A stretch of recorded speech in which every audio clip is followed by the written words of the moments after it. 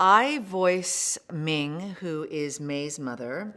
And when we meet her at the top of Turning Red, she is just, I would say, her own happy-go-lucky mom self.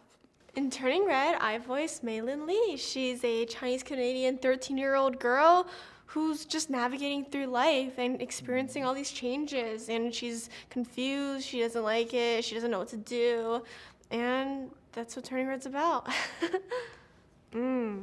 I personally relate to May tremendously because I was around that age when I recorded for her. So there were definitely moments in that movie I could relate to that I experienced maybe like a day or a week before actually recording the scene. So, but having this movie right next to me, almost guiding me through puberty and changes and messiness, I'm just really grateful for that. Oh, sure. I relate to Ming as, in representing all the loving mothers out there who are doing their best. And it's hard being a parent. It's hard being a parent. And the luckiest ones of us who actually have good relationships and loving relationships with our children still have to go through that difficult time where separation has to happen. So you have to deal with your own material of as you see Ming and, not really revealing to May their legacy of pandaness, that she has to deal with her own material before she lets her daughter go and be her own person. Ming's relationship with May is everything in her life. And I would say you see that generationally when the grandmother comes. And I would say that points to a little bit about the pressure. You know what I mean? I'm not saying that it's a good or bad thing, but it's a notable thing, because when a parent's entire focus is the child, sometimes, I think a lot of times, it puts too much pressure on the child. And I'm really happy that the film examines that, because Ming herself has to take a look of what pressure that she has put her own daughter under. But you see their loving relationship and how they're going to eventually navigate through that. At the very, very end, she's proud of May, and she's also understanding that May is her own person, and maybe what she was not able to do in her life, her daughter will be able to do. May turns into a red panda because of a family legacy that her mom conveniently left out and didn't warn her before. I think that really shows that Ming didn't. It's like Ming's not ready to let her daughter go through puberty. Yeah, it felt too soon to her because May's her little daughter, her little girl, and she loves her very much. And well, when May turns into a red panda, she's obviously stressed. She feels like a freak. She doesn't know what's going on, and she hates herself. I think she feels like a freak because she doesn't know anyone has gone through it. If she knew before that, it's not her fault. It's not any. It's not abnormal. It's not weird. That these are actually, and you bring up a good point, because I think that's a great thing about our film. It can start a conversation with young people, because I already know people who brought their children who are, let's say, maybe around the age of 10, and then the conversation of this is going to happen. You're going to have a lot of feelings that you might not be able to control. You know what I mean? And the panda is a beautiful metaphor for that change and for that messiness, and just to create a little bit of language about emotions. I think that's a really hard thing to talk about, but I feel like Turning Red gives a little bit of language around that. Oh, and how it affects. The red panda. Your day-to-day. Yeah. The way the red panda affects May's day-to-day life, it's just she's all of a sudden it kind of sucked out her entire soul when she starts to stay calm, especially when she goes to school and it's hello, friends. Hello, and the fact that she has to go to those lengths to keep the panda in just shows how important emotions are and how important the panda is.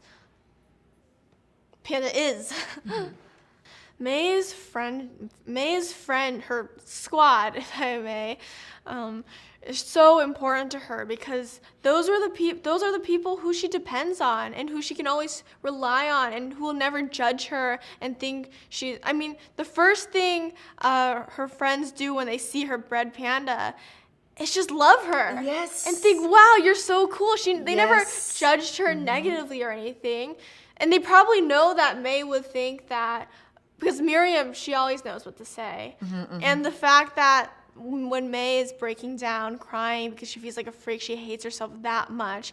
Her friends know that she shouldn't feel that. She shouldn't feel that way about herself. So Miriam, the second she starts crying, starts singing, and they start singing about Fort Town, and just seeing everyone come together and have that mutual love and friendship come through is really special. Sure. Turning Red is set in 2002 in Toronto. And I used to live in Toronto. Not during that time, actually a bit earlier in the 90s. And I got to tell you, it was a thrill for me. Also, it's the first Pixar film set in Canada. And I'm very, very proud of that. When I saw some of the film the very first time, when Mei Lin is walking down the street in Chinatown, it was just so exciting. I'm like, I know exactly what corner that is. And I was correct.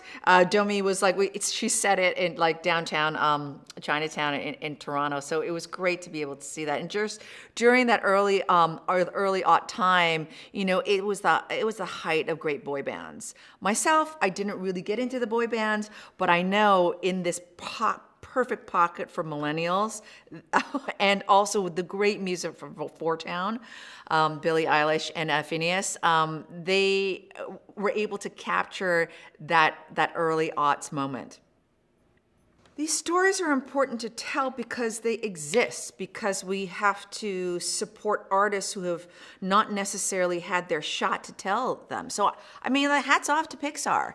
You know what I mean? Who, supported Domee through her Bao, the short film Bao, and to say, no, you are the next one. We believe in you. And then she was supported by, obviously, all of Pixar, Lindsay Collins, our producer, and Julia Cho, the co-writer. The diversity of voices can only make us richer as a culture. Can only bring us closer as human beings. And I celebrate that. And I think Rosalie and I are both very honored to be a part of that storytelling. First of all, my peers would definitely watch this movie. And this is my first feature film, so they'll be super excited just for me in general. And they'll tell me they love the movie, and I know they'll love the movie. And the fact that it's dealing with these somewhat taboo subjects, puberty and change and these weird emotions. All my peers I'm 16 right now, so I'm a high schooler. I think they would have wished that they had this movie when they were 13. Oh, yeah. And because I think this movie, it does it in such a fun way, and it's not ashamed of it whatsoever. In fact, it tells you to try to embrace your red panda, and I think that my friends will definitely relate to that. Maybe they'll see themselves already having gone through that. Exactly. And things to say, for those who are tweens, they don't know what they're going through. But I was, when we were watching the movie yesterday, there's this moment when in the hallway when May, but she poofs her tail, and she's trying to hide her tail under her skirt. For me, in that moment, and I've seen the film 3 times, I was like, menstruation.